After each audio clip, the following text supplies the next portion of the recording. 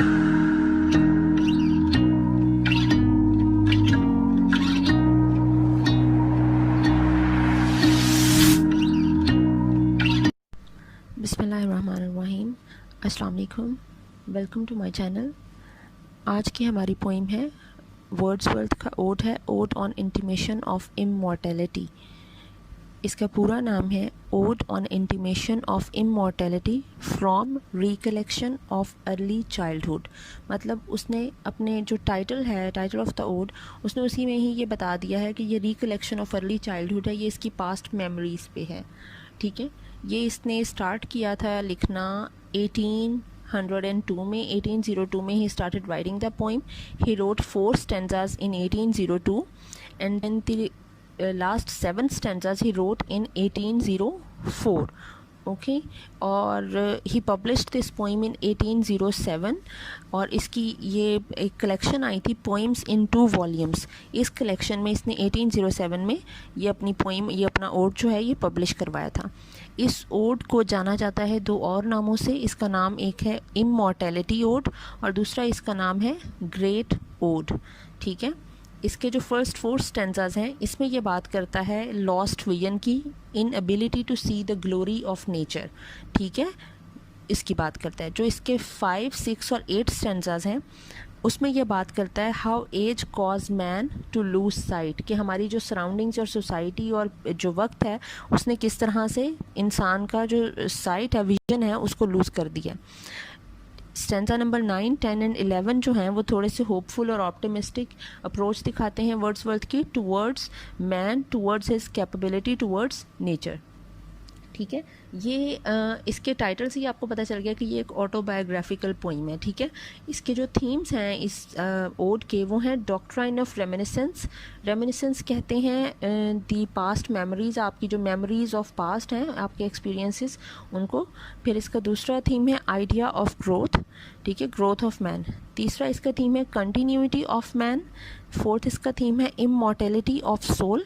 और फिफ्थ इसके जो एक चीज़ है वो ये एक एलिजिक पॉइंट ऑफ व्यू से लिखी गई है, because in this poem he is regretting of loss, losing his celestial site.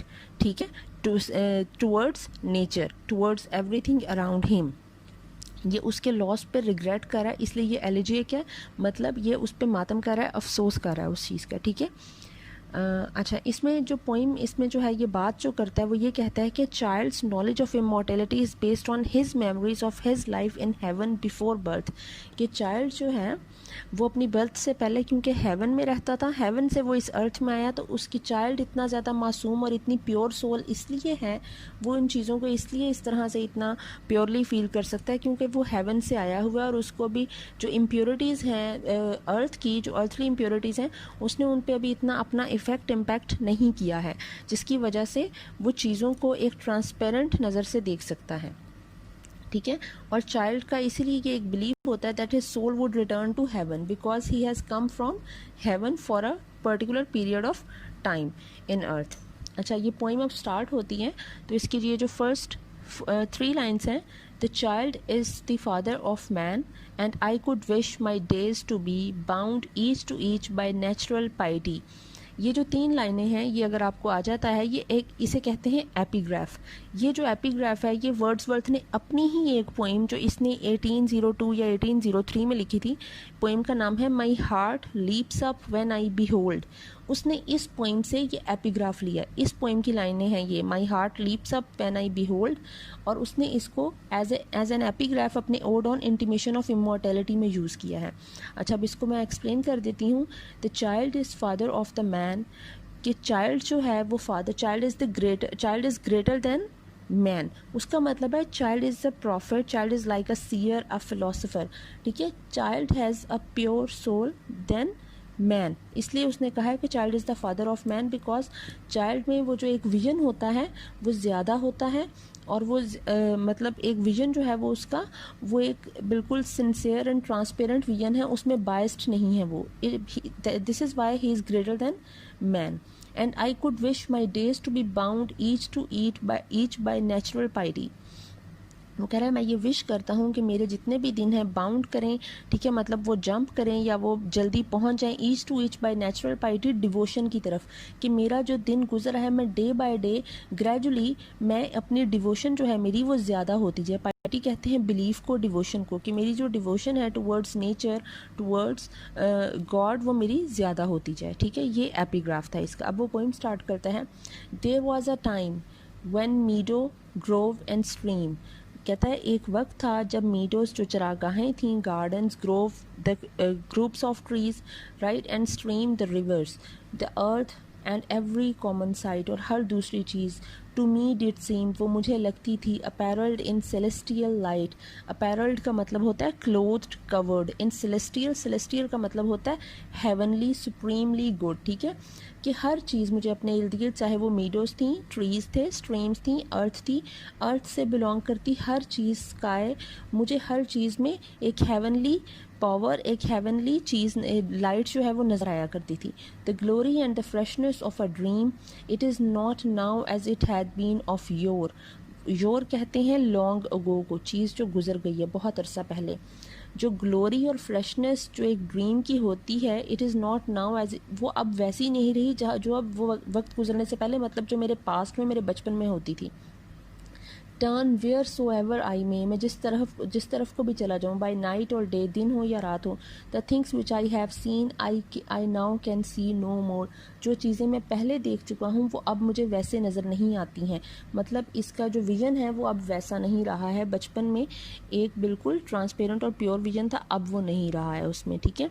The rainbow comes and goes, मतलब रेनबो जो पहले भी थी उसमें मुझे कितने रंग मुख्तलिफ नज़र आया करते थे, और अब उसकी अहमियत वैसी नहीं रही, वो आती है और चली जाती है। And lovely is the rose, फूल भी वैसे ही खूबसूरत हैं। The moon doth with delight, और चाँद की रोशनी भी वैसी है। Look round her when the heavens are bare, कि सूरज की, चाँद की जो रोशनी है, हेवंस आर बेयर मतलब जो एक आसमान की एक खूबसूरती होती है जब वो सितारे निकले होते हैं और काली रात होती है। Look round her when the heavens are bare, जब वो इतनी ज़्यादा जो खूबसूरत हो, वो सूरज की रोशनी भी बिल्कुल वैसे ही होती है। Waters on a starry night, जो सितारों से भरी रात में जो एक पानी में एक रोशनी आती, पानी में जो एक चमक होती है, आर ब्यूटीफुल एंड फेयर, वो अभी भी खूबसूरत है। The sunshine is a glorious birth, जो सनशाइन है मतलब सन राइज हो रहा है, इज़ अ ग्लोरियस बर्थ, एक नए दिन की शुरुआत होती है, इज़ अ ग्लोरियस बर्थ, ठीक है। बट येट आई नो, लेकिन मुझे पता है, वेयर एवर आई गो, कि मैं कहीं भी चला जाऊँगा, that there had past away a glory from the earth, कि ज़मीन से अब वो जो ग्लोरी है, वो जो शान शौकत है एक नेचर में, ज़मीन में, आसमान में, वो ख़त्म हो चुकी है।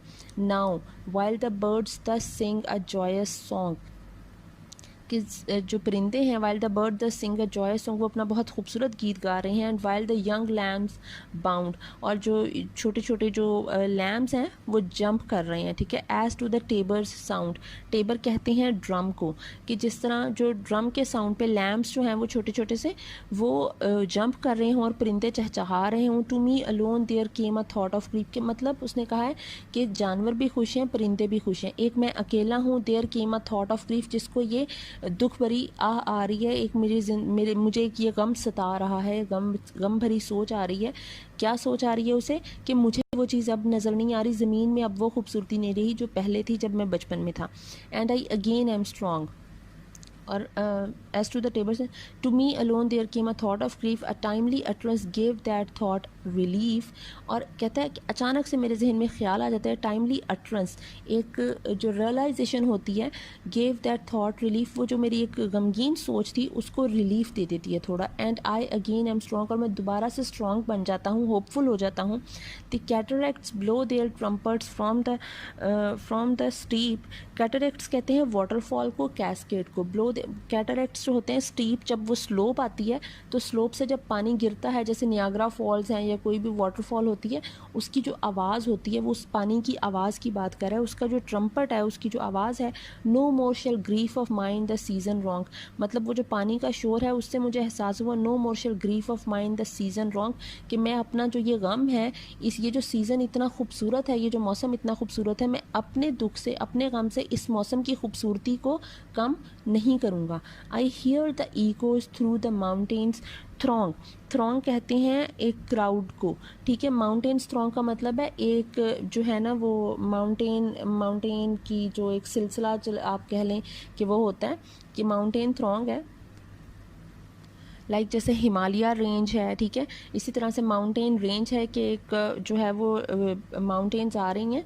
I hear the echoes through the mountains throng, ये जो माउंटेन्स का क्राउड है, इतने ज़्यादा माउंटेन, इसमें से मुझे इको आ रही है, गूंज आ रही है। The winds come to me from the fields of sleep, जो मैं अपनी मतलब नींद में भी from the fields of sleep में the winds come to me, मुझे वो मतलब जो हवा आती हुई महसूस होती है, मतलब इसे कोई चीज़ एक आती हुई फील हो रही है, इसे एक नया एहसास हो रहा है। And all the earth is gay, और तमाम ज़मीन खुश है। लैंड एंड सी, चाहे वो ज़मीन है या समंदर है।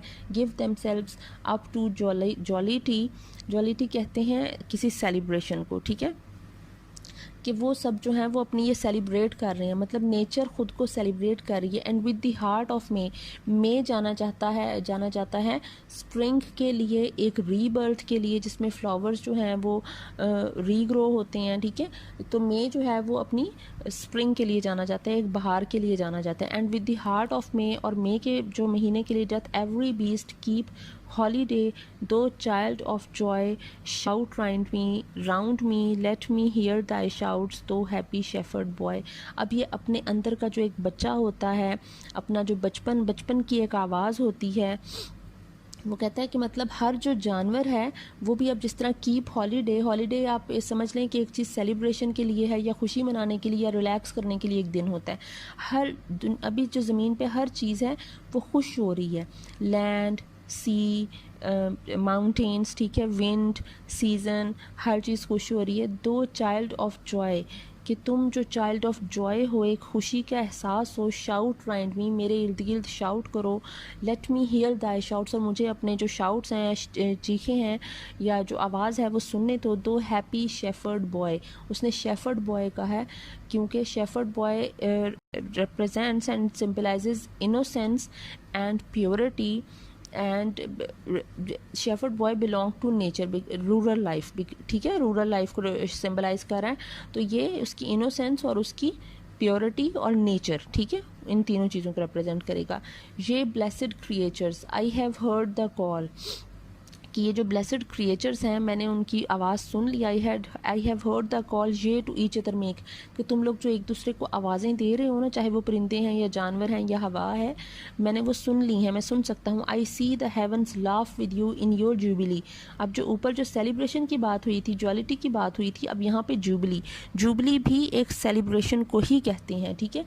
25 ईयर्स को आप सेलिब्रेट कर रहे हो या 50 ईयर्स को सेलिब्रेट कर रहे हो। The heavens laugh with you in your jubilee, मैं जानता हूँ कि जो हेवन्स हैं, मतलब एक जो जन्नत है, वो भी जो मतलब हर चीज़ जो है वो तुम्हारी खुशी में, तुम्हारी सेलिब्रेशन में तुम्हारे साथ खुश हो रही है। My heart is at your festival, और मेरा दिल भी तुम्हारी खुशी में खुश है। My head hath it's coronal, अच्छा, ये कोरोनल से मुझे कोरोना याद आ गया, जो आजकल हमारे इर्द गिर्द फैला हुआ है और उसने तबाही मचाई हुई है। लेकिन इस कोरोनल का मतलब है crown.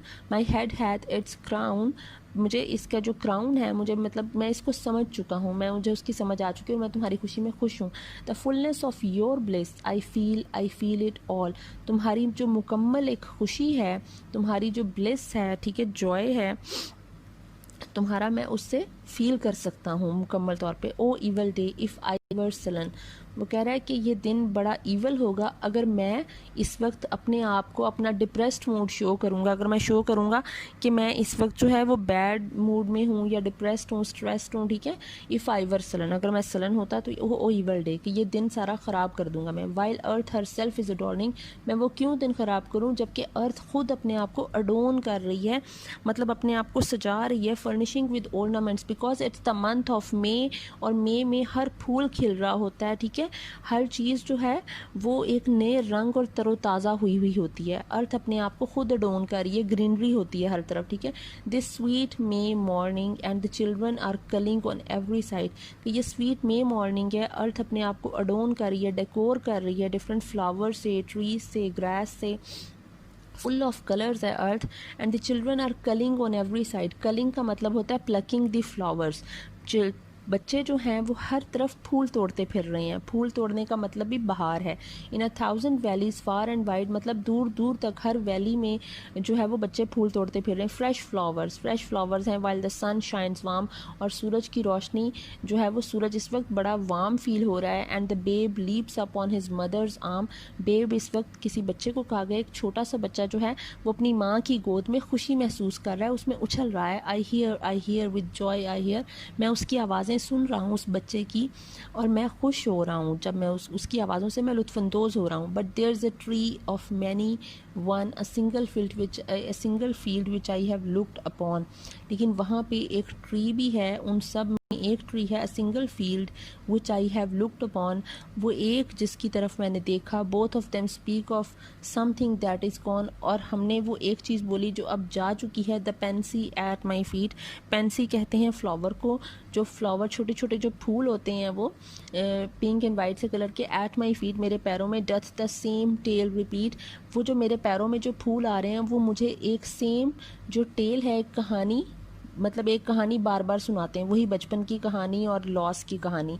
विदर is fled the visionary gleam, whither कहेंगे वेयर को, कहाँ चला गया वो विजनरी ग्लीम, कहाँ चली गई तुम्हारी वो लाइट ऑफ इमेजिनेशन, ठीक है, जो जिससे तुम चीज़ें अपने बचपन में देख सकते थे, महसूस कर सकते थे। वेयर इज़ इट नाउ, अब वो कहाँ है। The glory and the dream, कि वो जो तुम्हारे सारे ख्वाब थे, वो जो तुम्हारी इनोसेंस थी, वो जो तुम्हारी बिलोंगिंग थी टूवर्ड्स नेचर, तुम जो महसूस कर सकते थे हमें, अब वो तुम्हारा जो विज़न है, अब तुम्हारी वो इमेजिनेशन, वो सब कहाँ है, वो जो तुम्हारी अटैचमेंट थी हमारे साथ, अब वो कहाँ है। तो आज के लिए ये 4 स्टैंजास हैं, इंशाल्लाह नेक्स्ट स्टैंजा मैं कल करूँगी। Thank you so much.